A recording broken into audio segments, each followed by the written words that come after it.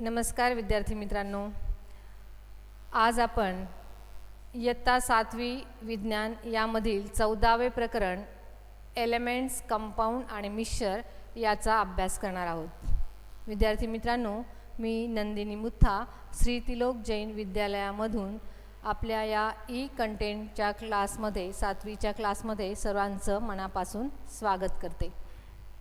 विद्यार्थी मित्रांनो, हे जे 14वं प्रकरण आहे एलिमेंट्स, कंपाऊंड आणि मिश्रण, हे अतिशय महत्त्वाचं असं प्रकरण आहे, कारण की 9वी आणि 10वी यामध्ये सुद्धा हे प्रकरण आपल्याला अभ्यासायचं आहे आणि ज्या बेसिक कन्सेप्ट्स आहेत त्या कन्सेप्ट्स आपल्याला इथे क्लिअर झाल्या तर पुढच्या 2 वर्षामध्ये आपल्याला हे प्रकरण चांगल्या पद्धतीने समजणार आहे। तर चला आपण पाहूया एलिमेंट्स, कंपाऊंड्स आणि मिश्रण या प्रकरणाला आपण सुरुवात करूयात। कोणकोणत्या कन्सेप्ट्स याच्यामध्ये आपल्याला अभ्यासायच्या आहेत, तर सर्वात प्रथम आपल्याला अभ्यासायचं आहे मॅटर। मॅटर म्हणजे द्रव्य। विज्ञानाच्या पारिभाषिक शब्दामध्ये पदार्थ जे असतात त्यालाच द्रव्य असं म्हटलं जातं। दुसरे कन्सेप्ट जे आहे ते आहे particulate nature and properties of matter, म्हणजे द्रव्याचं जे कणस्वरूप आहे, द्रव्याचे जे गुणधर्म आहेत ते आपल्याला यामध्ये अभ्यासायचे आहेत। त्याच्यानंतर एलिमेंट्स, कंपाऊंड आणि मिश्रण म्हणजे मूलद्रव्य, संयुग आणि मिश्रण यांचा अभ्यास, मूलद्रव्य, संयुग आणि मिश्रण यांचा अभ्यास आपण या पाठामध्ये पाहणार आहोत। त्याच्यानंतर मिश्रणातील पदार्थ वेगळे करण्याच्या काही पद्धती असतात, त्या पद्धतींचा आपण अभ्यास या प्रकरणामध्ये करणार आहोत, की जसं की मेथड्स ऑफ डिस्टिलेशन म्हणजे ऊर्ध्वपातन पद्धत। ऊर्ध्वपातन डिस्टिलेशन म्हणजे काय हे आपण पाठीमागच्या वर्षी अभ्यासलेलं आहे। ज्यावेळेस आपण पाहतो की पाण्याची वाफ होते आणि वाफेला थंडावा मिळाला की पुन्हा त्याच्या पाण्याचं रूपांतर होतं, ही जी मेथड्स आहे त्याला डिस्टिलेशन असं म्हणतात आणि या डिस्टिलेशन मेथडचा वापर करून आपण मिश्रणातील पदार्थ वेगळे करणार आहोत। त्यानंतर दुसरी मेथड आहे methods of separation using separating funnel, म्हणजे सेपरेटिंग फनेलचा वापर करून 2 इम्मिसिबल लिक्विड जे आहेत, 2 लिक्विड की जे एकमेकांमध्ये मिक्स होऊ शकत नाही, विरघळू शकत नाही, अशा मिश्रणातील 2 पदार्थ आपल्याला ह्या सेपरेटिंग फनेलच्या सहाय्याने वेगळे करता येतात। त्याच्यानंतर मेथड ऑफ सेंट्रीफ्युगेशन म्हणजे अपकेंद्री पद्धत। अपकेंद्री पद्धत तुम्ही पाहत असता तुमच्या घरामध्ये आईला लोणी घुसळताना तुम्ही पाहिलं असेल, तर काही पदार्थ द्रावणामध्ये मिसळलेले असतात परंतु ते सगळीकडे एकसारखे पसरलेले असतात आणि त्यामुळे सेटलिंग म्हणजे स्थिरीकरण किंवा डिस्टिलेशन मेथडने आपण ते वेगळे करू शकत नाही। त्यासाठी आपल्याला ही सेंट्रीफ्युगेशन मेथड वापरावी लागते आणि सेंट्रीफ्युगल मशीनचा येथे आपल्याला वापर करावा लागतो। आणि शेवटची जी मेथड आहे ती आहे क्रोमॅटोग्राफी म्हणजे रंजक द्रव्य पृथक्करण मेथड। आता ह्या सगळ्या पद्धतींचा अभ्यास आपण या प्रकरणामध्ये करणार आहोत। तर चला आपण पाहूया, पाठीमागच्या वर्षी आपण काही या पाठाशी रिलेटेड जे टॉपिक अभ्यासलेले होते त्या टॉपिकमध्ये लेट्स रिकॉल म्हणून काही प्रश्न आपल्याला या पाठाच्या सुरुवातीलाच दिलेले आहेत, तर त्या प्रश्नांचं आपण एकदा रिव्हिजन करूया। How many different states of matters are there, पदार्थांच्या एकूण किती अवस्था आहेत? मुलांनो, तुम्हाला माहीत आहेत की पदार्थांच्या एकूण 3 अवस्था आहेत, सॉलिड, स्थायू, लिक्विड, द्रव आणि गॅसेस म्हणजे वायू। ह्या 3ही अवस्थेमध्ये असलेले पदार्थ तुम्हाला माहीत आहेत। पाण्याचंच उदाहरण घेतलं तर बर्फ जो आहे तो स्थायू स्थितीमध्ये असतो, पाणी जे असतं जे आपण नॉर्मल टेम्परेचरला यूज करतो ते द्रवस्थितीमध्ये असतं आणि पाण्याची जेव्हा वाफ होते त्यावेळेस ते पाणी वायू अवस्थेमध्ये जातं। तर solid, liquid and gases are the 3 states of matter. त्याच्यानंतर सेकंड क्वेश्चन आहे what brings about a change of state of matter. अगोदर तर तुम्हाला change of state of matter म्हणजे काय हे तुम्हाला माहीत आहे की पदार्थांचं अवस्थांतर। पदार्थांचं अवस्थांतर म्हणजे काय, तर एका अवस्थेतील पदार्थ ज्यावेळेस दुसऱ्या अवस्थेमध्ये जातो त्याला पदार्थाचं अवस्थांतर असं म्हटलं जातं। आणि मग हे अवस्थांतर घडण्यापाठीमागे काय कारण असू शकतं, तर टेम्परेचर म्हणजे तापमान किंवा हीट की उष्णता दिली किंवा उष्णता काढून घेतली की पदार्थ एका अवस्थेमधून दुसऱ्या अवस्थेमध्ये जातो। जसं की पहा, पाणी आहे, पाण्याला जर आपण उष्णता दिली तर त्याची वाफ तयार होते, म्हणजे त्याला आपण वेपोरायझेशन असं म्हणतो. म्हणजे लिक्विड अवस्थेमधील पाणी हे गॅसियस स्टेटमध्ये जातं आणि त्या वाफेला जर थंडावा मिळाला तर त्याचं पुन्हा पाणी तयार होतं. म्हणजेच द्रव अवस्थेतील पदार्थ ज्यावेळेस वायू अवस्थेमध्ये जातो आणि वायू अवस्थेतील पदार्थ पुन्हा द्रव अवस्थेमध्ये येतो. हे कशामुळे घडलं? आपण हीट दिल्यामुळे. परंतु ज्यावेळेस आपण त्या पदार्थाची हीट काढून घेतो, म्हणजेच पाणी द्रव अवस्थेमधील पदार्थ जर आपण रेफ्रिजरेटरमध्ये ठेवला तर तो स्थायू अवस्थेमध्ये जातो आणि त्या स्थायू अवस्थेतील पदार्थाला उष्णता मिळाली की तो पुन्हा द्रव अवस्थेमध्ये येतो.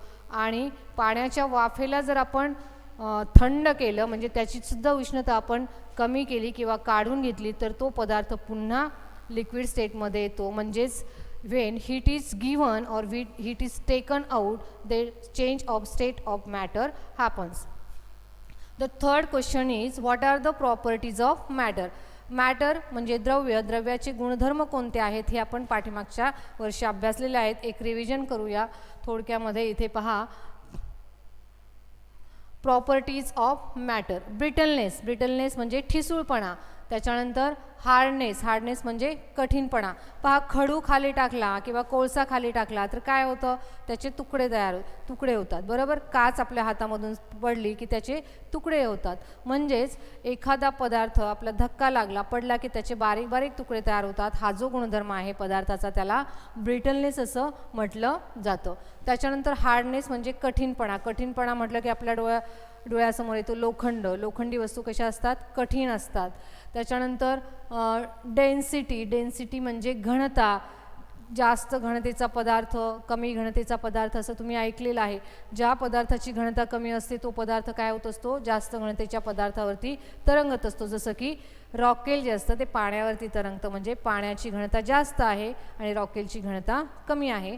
मास अपॉन व्हॉल्यूम हे डेन्सिटी काढण्याचा फॉर्म्युला तुम्हाला माहीत आहे. त्याच्यानंतर इनसोल्युबिलिटी म्हणजे अविद्राव्यता. जेव्हा एखादा पदार्थ हा द्रावकामध्ये विरघळत नाही मग त्या पदार्थाला आपण काय म्हणतो? अविद्राव्य असं म्हणतो. जसं की पाण्यामध्ये आपण वाळू टाकली तर पाण्यामध्ये ती विरघळणार नाही, म्हणजे वाळू ही कशी आहे? अविद्राव्य आहे. त्याच्यानंतर सोल्युबिलिटी. आपण पाण्यामध्ये साखर टाकली किंवा मीठ टाकले की पाण्यामध्ये त्यांचे जे पार्टिकल्स असतात ते आपल्याला नाहीसे झालेले दिसतात. साखरेचे कण किंवा मिठाचे कण, म्हणजे मीठ किंवा शुगर हे कसं आहे? Soluble in water. त्याच्यानंतर ट्रान्सपरन्सी म्हणजे पारदर्शकता. प्रकाशाचे किरण आरपार जातात आणि आपल्याला त्या ऑब्जेक्टच्या पलीकडचं सुद्धा दिसू शकतं. जसं की ड्रायव्हर गाडी चालत असताना त्याच्यासमोर जी काच लावलेली असते त्यामुळे त्याला त्या बाहेरचं पण स्पष्टपणे दिसतं. हा जो काचेचा गुणधर्म आहे तो आहे इथे ट्रान्सपरन्सी.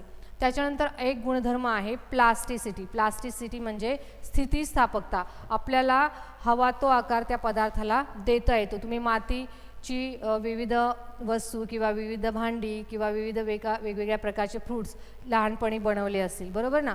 म्हणजे मातीच्या गोळ्याला आपण काय करतो? आपल्याला हवा तो आकार आपण त्याला देऊ शकतो, म्हणजे तो तिथे गुणधर्म आहे प्लास्टिसिटी. तर अशा प्रकारे फ्लुइडिटी म्हणजे प्रवाहिता. पाणी उताराच्या दिशेने नेहमी काय असतं? वाहत जात असतं. किंवा एखादा द्रव पदार्थ सांडला की तो लगेच स्प्रेड होतो, म्हणजे तो लगेच वाहायला लागतो. म्हणजे फ्लुइडिटी हा जो गुणधर्म आहे तो आपल्याला या लिक्विड स्टेटमध्ये असलेल्या पदार्थांमध्ये पाहायला मिळतो.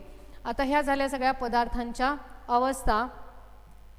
त्याच्यानंतर एक क्वेश्चन तुम्हाला लास्टला विचारलेला आहे, do all substances have the same properties? आपण आपल्या सभोवताली खूप सारे ऑब्जेक्ट्स, खूप सारे सबस्टन्स पाहत असतो, आपण त्यांना फील करत असतो, त्यांना टच करत असतो.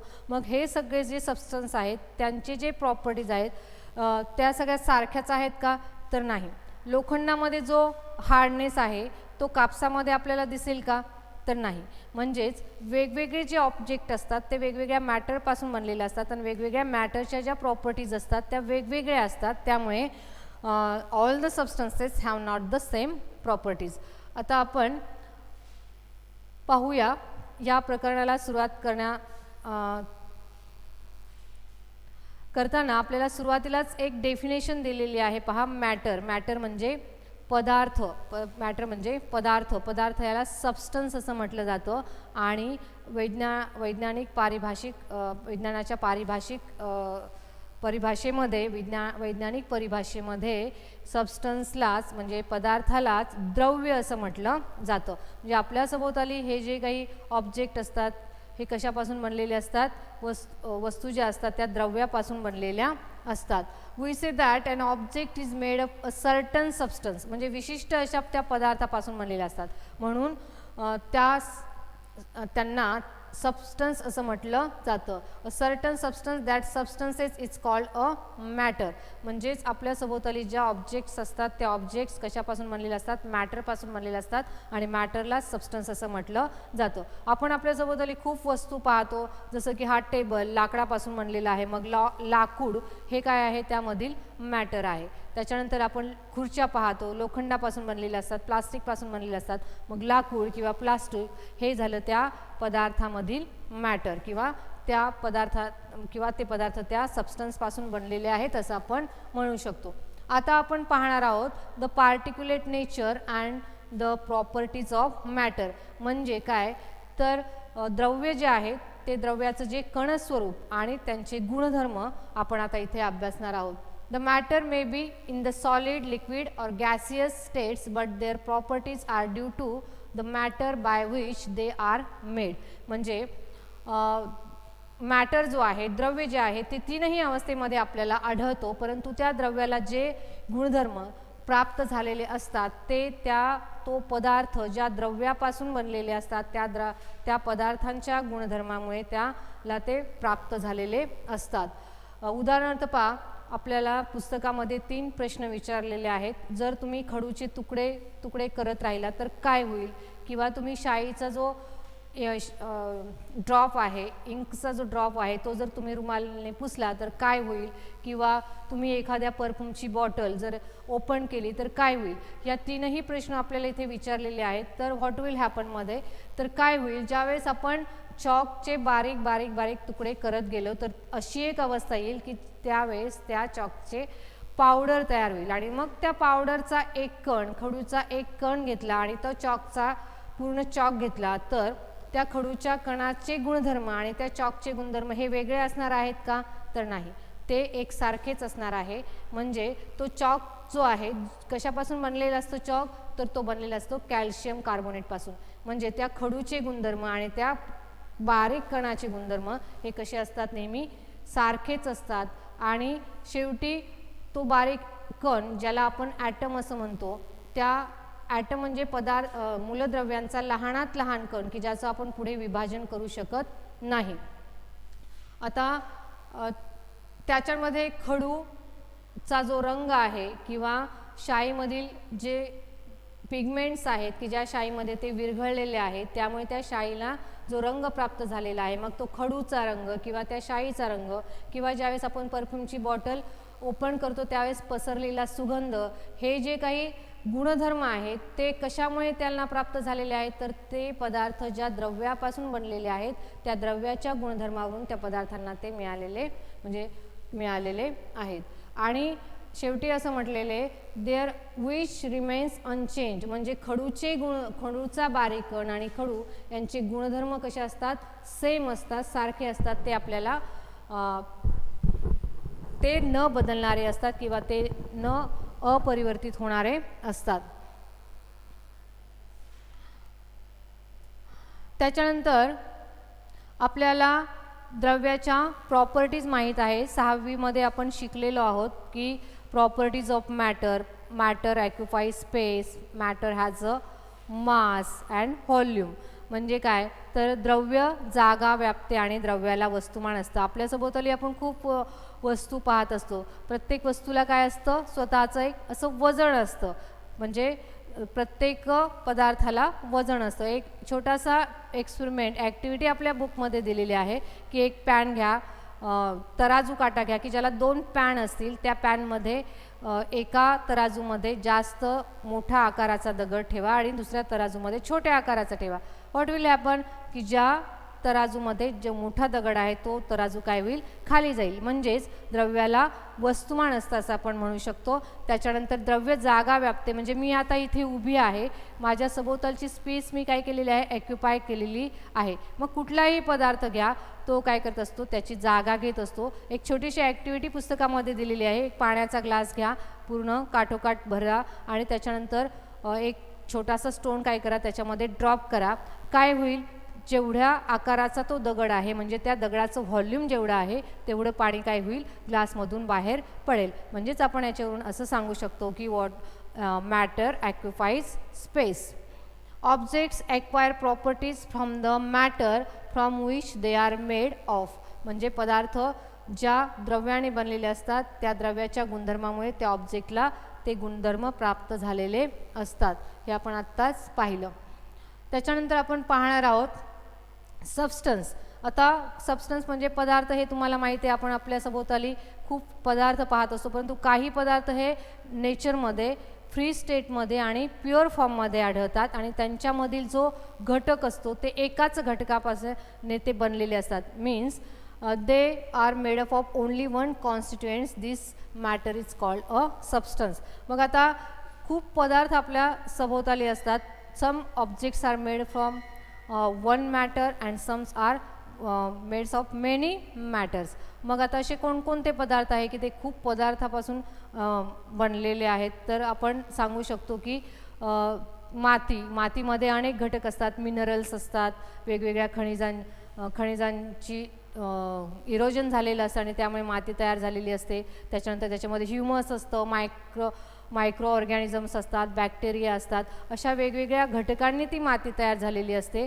Means soil is made up of many kinds of matter. आणि दुसरं एक्झाम्पल जर आपण घेतलं की जो पदार्थ हा एकच कॉन्स्टिट्युएंट्सने बनलेला आहे, तर त्याच्यामध्ये असतं सोनं. सोनं हे काय आहे, एक मूलद्रव्य आहे, म्हणजे एकच कॉन्स्टिट्युएंट्स त्याच्यामध्ये आहे. आपण म्हणतो ना 24 कॅरेट सोनं, त्याच्यानंतर 22 कॅरेट सोनं.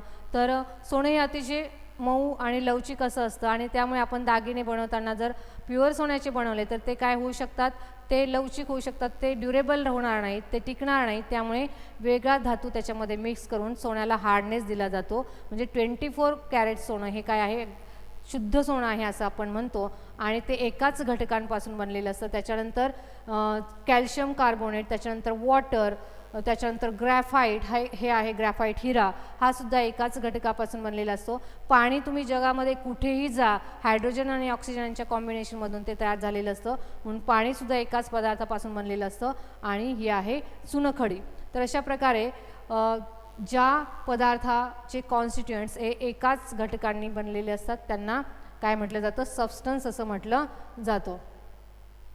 त्याच्यानंतर असा पदार्थ की जे 2 किंवा अधिक पदार्थांनी बनलेलं असतं त्याला मिश्रण असं म्हटलं जातं. इथे पहा 4-5 उदाहरणं दिलेली आहेत मिश्रणाची. शरबत आहे, इथे पोलादी वस्तू आहेत, त्याच्यानंतर इथे माती आहे, इथे धातूपासून बनवलेल्या साहित्य आहे, त्याच्यानंतर इथे हवा आहे. हे काय आहेत, 2 किंवा अधिक घटक एकत्र येऊन तयार झालेलं हे काय आहे, मिश्रण आहे. म्हणजे पहा, मिश्रण कशाला म्हणायचं की ज्यावेळेस 2 किंवा 2 पेक्षा अधिक पदार्थ एकत्र येतात, परंतु ते पदार्थ एकत्र येत असताना त्यांचं जे प्रपोर्शन असतं ते काही फिक्स नसतं. उदाहरणार्थ पहा, शरबत बनवत असताना आपण पाणी, त्याचे वॉटर, शुगर आणि फ्रूट फ्लेवर त्याच्यामध्ये ॲड करत असतो. आपल्याला असं वाटलं की शरबत आपल्याला अधिक गोड हवं आहे तर त्याच्यामध्ये आपण अधिक साखर मिक्स करू शकतो, किंवा आपल्याला वाटलं की ते आपल्याला जास्त कॉन्सन्ट्रेट नको आहे तर त्याचे डायल्यूट करण्यासाठी आपण त्याच्यामध्ये पाणी मिक्स करू शकतो. म्हणजे त्याचं जे प्रपोर्शन आहे ते कसं नसतं, त्याच्यामध्ये फिक्स नसतं. त्याला आपण काय म्हणतो, मिश्रण असं म्हणतो. आता मिश्रणाचे आपल्या दैनंदिन डे टू डे लाईफमधील आणखी काही बरीचशी उदाहरणं आपल्याला सांगता येतील. आपण भेळ बनवतो, भेळमध्ये अनेक पदार्थ आपण एकत्र करत असतो, त्यांचं पण प्रमाण फिक्स नसतं. त्याच्यानंतर भाजणीचं जे पीठ असतं त्याच्यामध्ये सुद्धा वेगवेगळ्या प्रकारचे पीठ आपण एकत्र करून ते बनवत असतं, त्यांचं पण प्रपोर्शन फिक्स नसतं. त्याच्यानंतर इथे उदाहरण दिलेले आहे मातीमध्ये सुद्धा वेगवेगळे खनिजे एकत्र झालेले असतात, त्यांचंही प्रमाण फिक्स नसतं. त्याच्यानंतर पोलाद यासारखे धातू जे आहेत ते मिक्स धातू 2 किंवा अधिक धातू एकत्र करून मिश्र धातू बनविले जातात. त्याच्यानंतर हवा हे सुद्धा काय आहे, मिश्रण आहे. हवेमध्ये काही घटकांचं प्रमाण जरी फिक्स असलं तरी त्याच्यामध्ये खूप असे वायू मिसळलेले असतात, जसं की sulphur dioxide, carbon monoxide, vapour, धुलीकण यासारखे पदार्थ एकत्र येऊन हवा काय झालेली असते, तयार झालेली असते. त्यामुळे हवा ही सुद्धा काय आहे, एक प्रकारचं मिश्रण आहे. तर आता आपण इथेच थांबूया आणि आपण आता पदार्थ, सबस्टन्स, मॅटर, त्याच्यानंतर मूलद्रव्ये आणि संयुगे याचा अभ्यास आपण आता इथे केला. मूलद्रव्य ही कन्सेप्ट जी आहे ती आपण पुढच्या लेक्चरला काय करणार आहोत, अभ्यासणार आहोत. संयुगे आणि मिश्रण याचा अभ्यास आपण आत्ता केलेला आहे. तर आपण इथेच थांबूया आणि भेटूया पुढच्या व्हिडिओमध्ये.